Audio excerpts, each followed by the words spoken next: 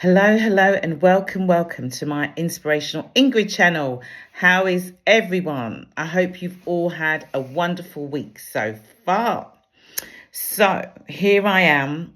I'm back with episode 8, and this one's called Let's Talk About Tamar. Let's talk about Tamar. So if you've been watching my current videos, I'm doing a series and a walk about women in the Bible and how their lives actually reflect ours today, because their lives are not that far from ours at all. As you know, history repeats itself. So I've been looking at, in episodes 1, Sarah, episode 2, Hagar, episode 3. Oh, no, sorry. Let me get it right. Episode 1 was Eve. Episode 2 was Sarah. Episode 3 was Hagar. Rebecca in episode 4, Rachel in episode 5, Leah in episode 6, and Dinah in episode 7. So here we are in episode 8. Okay, so before I start, please like and share and subscribe to my channel if you haven't already, because this really helps me out. So, like I said, let's look at Tamar and let's look at her backstory. So, before we start with Tamar, we're going to talk about Judah. So as you know, Judah is one of the sons of Jacob, is one of the 12 tribes, the 12 tribes of Israel. Okay, 12 tribes of Israel. And so Judah is also the brother to Joseph, as you know. Judah's brother was Joseph, because remember, they put Joseph in the pit. Like I said, another story. But that is who Judah is, so that you can remember. But Judah is the one that actually saved his brother Joseph. He's the one that actually saved him, okay?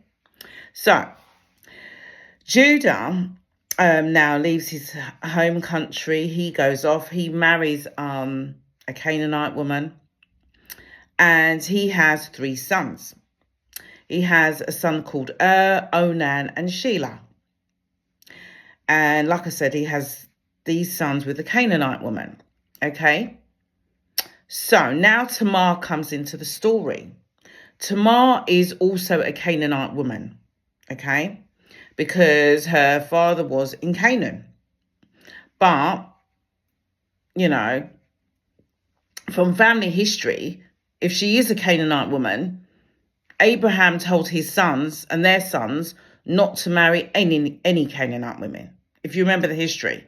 Okay, so here comes Tamar, and she married straight into the Israelite family with no issue, no problem. Although some scholars actually argue that she was actually a Hebrew, because there's actually no confirmation to say she was a Canaanite or she was a Hebrew. But like I said, when married her, they were in Canaan, okay? So it's probably more logical that she was a Canaanite. But all we know is married her. So being Judah's eldest son, okay? He was the eldest. So him and Tamar got married, okay? And they were to carry on the family lineage. And you know from history, from all my episodes before, that the family lineage was very, very important to the Israelites. Okay, very, very important. But was a wicked man, and so he died. And so Tamar was left without a husband. Okay, she didn't have no husband. But in family tradition, the second brother is supposed to marry, you know, the first brother's wife. This was the tradition. And so Onan, right, was to marry Tamar now. So Judah ordered Onan to marry, you know, his brother's wife. Okay, his dead brother's wife. So Onan did this, but Onan was very tricky. Onan made sure that he didn't pregnate Tamar. He didn't want to pregnate Tamar. So he did a little scheme of his own. But he was a wicked man. And in God's eyes, God knew that this lineage should carry on. So because the fact that Onan tricked Tamar, that she couldn't have children, he died too. So remember, the eldest son, he dies because he's wicked.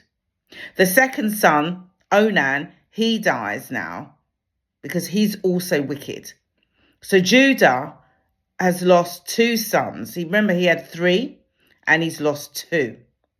Okay, so now he has 1 left. He has the youngest one. All right. And so this is what happened. So let me just give you a little snippet as I've just kind of talked about it. Let's read some scripture because, as you know, I love to read the scripture. So Judah and Tamar's story, okay, actually comes in Genesis chapter, I think it's chapter 38. Chapter 38. Okay, so we're going to read from verses 6 to 11. Okay, verses 6 to 11. All right. So it says, Judah got a wife for his firstborn, and her name was Tamar. But Judah's firstborn, was wicked in the Lord's sight, so the Lord put him to death. Then Judah said to Onan, sleep with your brother's wife and fulfill your duty to her as a brother-in-law, to raise up offspring for your brother. But Onan knew that the child would not be his. So whenever he slept with his brother's wife, he spilled his semen on the ground to keep from providing offspring for his brother. What he did was wicked in the Lord's sight, so the Lord put him to death also. Judah then said to his daughter-in-law Tamar, live as a widow in your father's household until my son Shelah grows up, for he thought he may die too, just like his brothers. So Tamar went to live with her father's household. So as you can see, Tamar had 2 husbands, from Judah. And now her father-in-law tells her to go and live with, her dad, to go back to her dad because his youngest son is too young for her to marry. Okay, so here we go. Tamar now is living in her father's household, knowing that she cannot marry the youngest son because he's too young, okay? And even though he's growing up, she's still not allowed to marry him, okay? So what does Tamar do? Tamar takes matters into her own hands. Let's read on. In Genesis, it wasn't 38, it was actually 28. What am I saying? Is it 38 or 28? Am I getting this wrong now? Let's have a little look at what I'm doing here. I'm getting my own Bible thing wrong here. Let's have a little look at what's going on. Let's have a little look. Because I'm sure it's got to be 38. I think I'm writing down things wrong here. Yeah, I think it's me. It's definitely me. It's Genesis 38. So here we go. As I said, so we're now reading from verses 13, to 19. Verses 13 to 19. So it says, when Tamar was told, your father-in-law is on his way to Timnah to shear his sheep, she took off her widow's clothes, covered herself with a veil to disguise herself, and then sat down at the entrance to Enam, which is on the road to Timnah. For she saw that though Shelah had now grown up, she had not been given to him as a wife. So when Judah saw her, he thought she was a prostitute, for she had covered her face. And not realizing that she was his daughter-in-law, he went with her by the roadside and said, come now and let me sleep with you. And what will you give me to sleep with you? She asked. I'll send you a young goat from my flock, he said. Will you give me something as a pledge until you send it? She asked. He said, what pledge should I give you? Your seal and its cord and the staff in your hands, she answered. So he gave them to her and slept with her, and she became pregnant by him. After she left, she took off her veil and put on her widow's clothes again. So, as you can see, Tamar took the matters in her own hands. She heard that her father-in-law was coming to the town nearby her. So Tamar decided to take off her widow's clothes, because, they used to wear black in those days. She put on clothes like a prostitute, all right, and covered her face with a veil so he couldn't see who she was. Judah, remember, Judah now is not married. His wife had died. And so he went looking for a bit of comfort. So that's the reason why he ended up with a prostitute. He actually went looking for some comfort. Now he doesn't have a wife. But he didn't choose to go, and sleep with his daughter-in-law. God forbid. God forbid he didn't want to sleep with his daughter-in-law. But he didn't know it was his daughter-in-law, Tamar. He just thought she was just an ordinary lady on the roadside.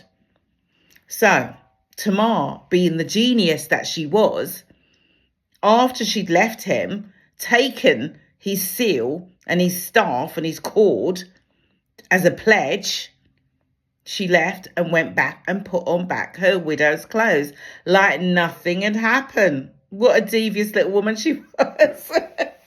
But this is what she did. This is what she did. But don't get me wrong, don't get me wrong. Let's look at the rest of the story, because you need to know the rest of the story before you make any judgment or cast any judgment, okay? So, Judah now, after sleeping with his daughter-in-law that he didn't know was his daughter-in-law, he sends his servant to go bring a goat, to take a goat, as he said he would. He was going to pledge a goat, and he was going to collect his cord and his staff. Yeah. And what else was it? His cord and his staff and something else. What else was it? His cord and his seal. That's it. Like they used to have a seal in those days so that you would know who that was. But guess what? His servant went looking for the prostitute and she was nowhere to be found. So the servant went asking around and they said, oh no, there's been no prostitutes around here for a while. So that was a bit strange, but there was a prostitute there that night. But if there hadn't been any prostitutes in that area for some time, then where did she go? Where did that woman come from? So the servant goes back to Judah and says, look, she's nowhere to be found. And in actual fact, there hasn't been a prostitute in that area. So I'm not sure what's happened to her. So to save Judah's embarrassment for sleeping with a prostitute, they can't find her. He calls off the search and just says, look, I'm not even going to worry about my seal, my cord and my staff. Let's just leave it because I'm not sure what happened there. Okay. Later on down the line, Judah finds out that Tamar's pregnant. And he's thinking, well, how could this woman be pregnant? How can my daughter-in-law be pregnant? Yeah. She's got no husband because both my sons have died and I never gave her my son, Sheila. So how can she be pregnant? The only way that she could be pregnant is if she prostituted herself. So if she prostituted herself, being my daughter-in-law, it's a death penalty. She has to be burned to death. This was the custom in those days, that this woman would be burned to death because she's their family member. She was not allowed to go and prostitute herself. So they sent for her. So while they sent for her to come to be, killed, Tamar actually sends off the cord and the seal and the staff. She sends it off to her father-in-law. She says, this is the man that got me pregnant. This is the man. It's quite funny, isn't it? It's really funny. Let's read it. Let's read a little bit more. I'm going to have to check if this is like 38 or 28. I've written 28 again for some reason. Anyway, I'm going to have to check this out. But anyway, we're going to read verses 24 to 30, okay? 24 to 30. And it says, about 3 months later, Judah was told, your daughter-in-law Tamar is guilty of prostitution. And as a result, she's now pregnant. Judah said, bring her out and have her burnt to death. As she was being brought out, she sent a message to her father-in-law.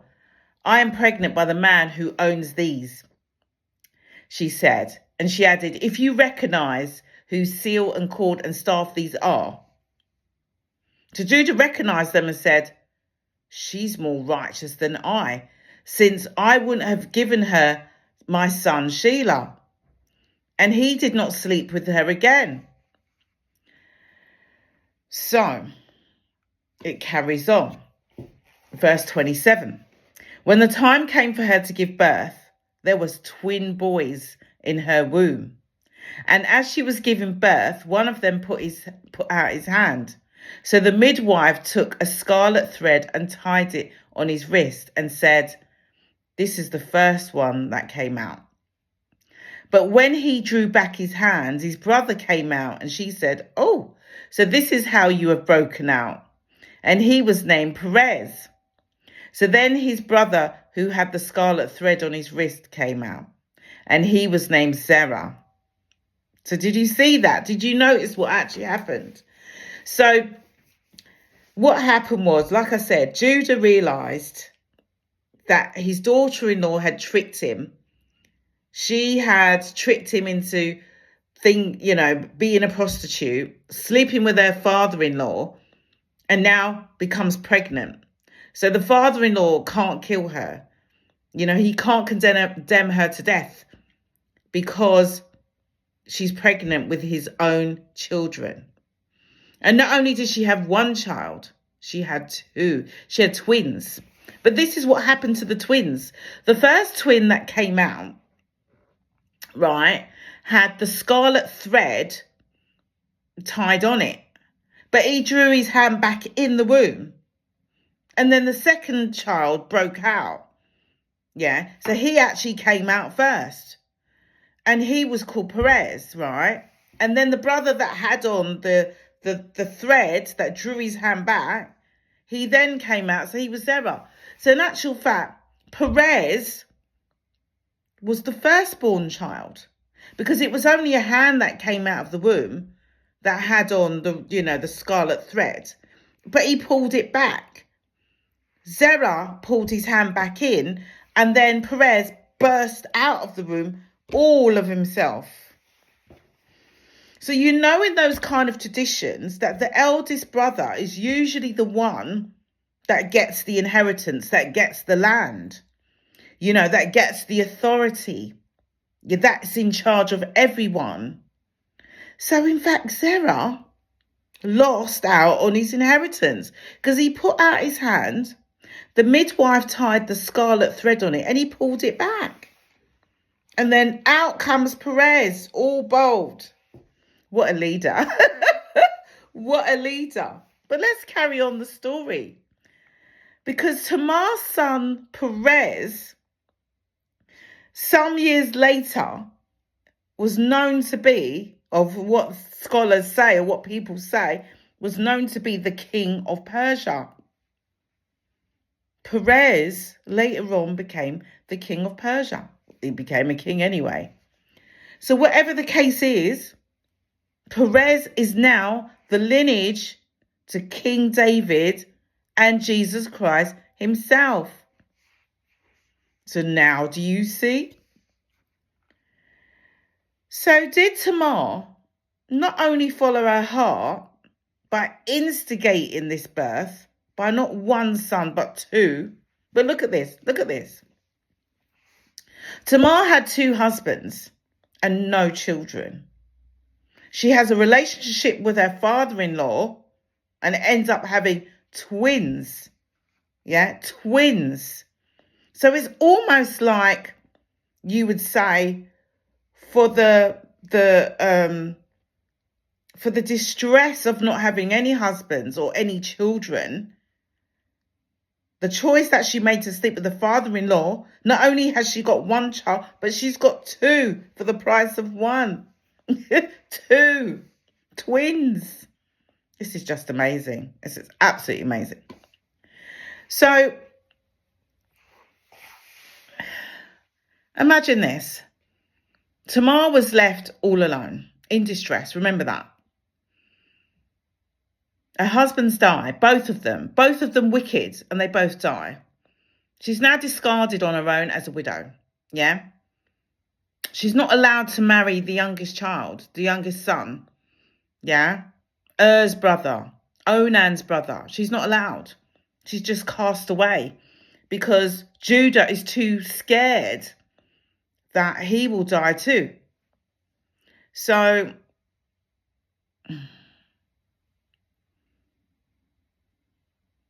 she made that choice, didn't she? Tamar did not accept this decision. She did not accept this choice. How many times have things happened to you in your life and you said, oh, maybe this is the way the cookie crumbles. Maybe this is the way my life is going to be. No. If you're Tamar, she made sure that, something was going to happen. Something has to give. She did not accept that choice. She did not accept that decision in her life. She did not accept that she was just going to be a widow with no children. She did not accept it. Tamar was brave. Tamar had wisdom, to make the promises from God come true. God must have told her that she was going to have children, maybe. And, maybe she thought, well, if I'm going to have children, I've got to have it somehow. She didn't crumble. She decreed and she declared that she would have a child by any means possible, even if it meant doing something out of the ordinary and out of her comfort zone, and maybe out of God's, way as well. Maybe that's what she also thought. If God doesn't like this, I'm doing it anyway. But how amazing is God in this story? How amazing is God? Because he did not rebuke Tamar for this decision that she made or for the choices that she made. God allowed it. God actually allowed it. God knew that the lineage had to carry on. He knew that the lineage was important. He knew that the lineage had to happen. He knew that the line to the King David would finally come to Jesus. And remember what the Bible talks about. The Bible talks about, the root of David, will come a branch. And that branch will rise up and be king and be a savior to the whole world. You see, these women's stories in the Bible are just so amazing. When you think you know everything in the Bible, when you think you've read all the stories, sometimes there's little nuggets and little trinkets in there that you might have seemed to miss by just going back over it and, studying it. It's just so amazing. I'm really loving these stories. And I'm so pleased that this year I started with these series and this walk in the Bible of women. I'm just so happy that God is just showing me how strong and how courageous these women in the Bible are. To get what they want or to get the job done. They go out on a limb, these women. They actually go out on a limb. But now I kind of understand how Jesus loved women. Jesus had such a soft spot for women. When people cast them out, he never cast them out. He never rebuked them. Look at the woman at the well. He never rebuked her. He loved her. And he says, even though you've got so many husbands, it doesn't matter. Come and have living water. Not from the well, but from me.